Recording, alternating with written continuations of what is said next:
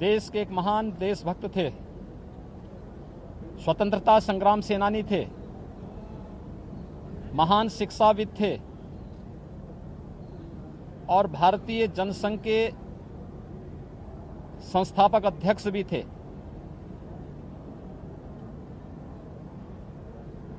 देश के अंदर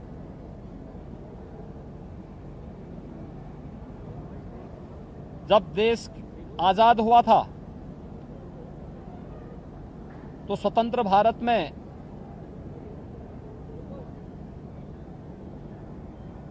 देश के अंदर उद्योग मंत्री के रूप में अपनी उल्लेखनीय सेवाओं को देते हुए उन्होंने देश को एक विजन दिया था। लेकिन जब कांग्रेस पार्टी की सरकार की कथित तुष्टीकरण की नीतियों के कारण उन्होंने सरकार से अलग हट करके भारत माता की सेवा के लिए अपने आप को समर्पित किया। भारतीय जनसंघ के संस्थापक अध्यक्ष बने और जब कांग्रेस नेतृत्व की सरकार ने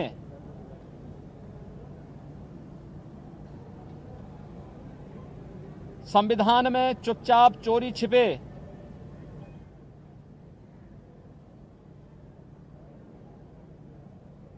धारा 370 को जोड़ने का कुत्सित कार्य किया था तो उसका प्रखर विरोध स्वतंत्र भारत में जिस महापुरुष ने किया था वह नाम था डॉक्टर श्यामा प्रसाद मुखर्जी का। उन्होंने उस समय एक नारा दिया था, एक देश में दो प्रधान, दो विधान और दो निशान नहीं चलेंगे।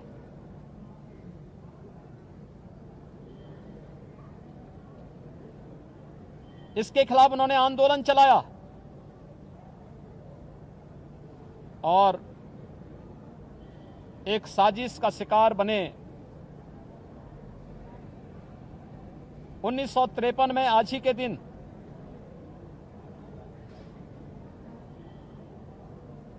उनका वो महान बलिदान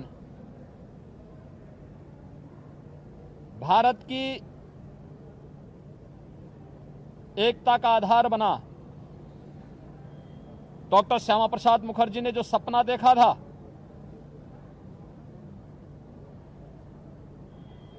हम सब अभिनंदन करते हैं भारत के यशस्वी प्रधानमंत्री श्री नरेंद्र मोदी जी का, गृह मंत्री माननीय श्री अमित शाह जी का, जिन्होंने डॉक्टर श्यामा प्रसाद मुखर्जी के सपने को साकार करते हुए 5 अगस्त 2019 को कश्मीर में धारा 370 को पूरी तरह समाप्त करते हुए वहां के विकास की एक नई रूपरेखा तैयार करते हुए जम्मू कश्मीर को ही विकास की मुख्य धारा से जोड़ने और भारत देश से आतंकवाद के समूल नाश करने के संकल्प को आगे बढ़ाया। आज जम्मू कश्मीर एक नए ओज और तेज के साथ विकास की मुख्य धारा से जुड़ करके लोकतंत्र की एक नई भोर के साथ आगे बढ़ रहा है।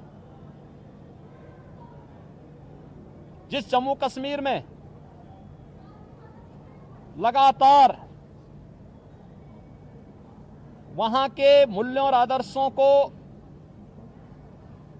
रोकने और रौंदने का प्रयास आजादी के बाद धारा 370 लागू होने के बाद निरंतर हुआ, आज उस जम्मू कश्मीर के अंदर हर नागरिक विकास की मुख्य धारा के साथ जुड़ी रहा है। लेकिन साथ साथ उस जम्मू कश्मीर के अंदर एक अन्य बात तो देखने को मिल रही है कि अनुसूचित जाति, जनजाति, बंजारा और गुर्जर समाज के लोगों को भी आरक्षण की सुविधा का लाभ वहां पर प्रदान किया जा रहा है।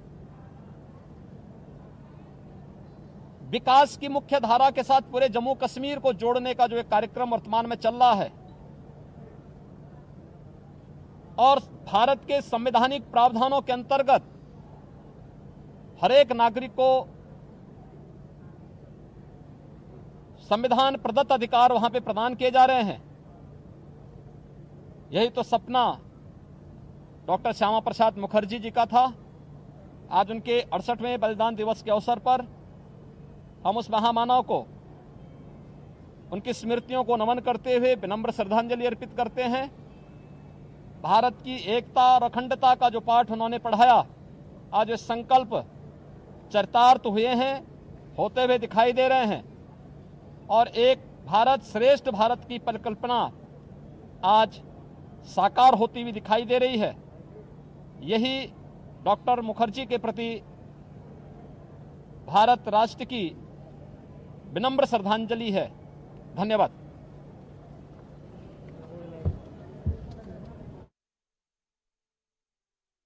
तो पंडित श्यामा प्रसाद मुखर्जी के 68वीं पुण्यतिथि के मौके पर उत्तर प्रदेश के मुख्यमंत्री योगी आदित्यनाथ जनता को संबोधित कर रहे थे। इस दौरान उन्होंने भावभीनी श्रद्धांजलि दी उन्हें।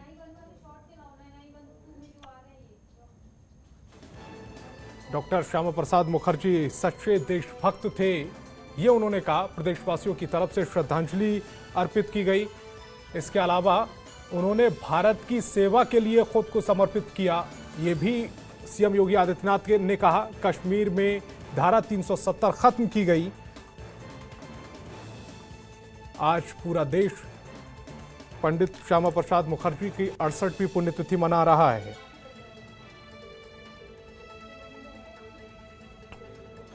देश के पहले प्रधानमंत्री पंडित जवाहरलाल नेहरू ने मुखर्जी को अंतरिम सरकार में उद्योग एवं आपूर्ति मंत्री के रूप में शामिल किया था, लेकिन नेहरू और पाकिस्तान के प्रधानमंत्री लियाकत अली के बीच हुए समझौते के पश्चात उन्होंने मंत्रिमंडल से त्यागपत्र दे दिया था।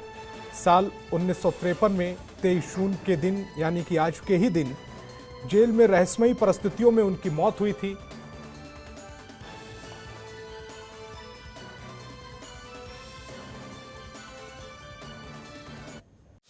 खबरों के निष्पक्ष विश्लेषण के लिए सब्सक्राइब करें Jantantra TV and press the bell icon. Never miss any update.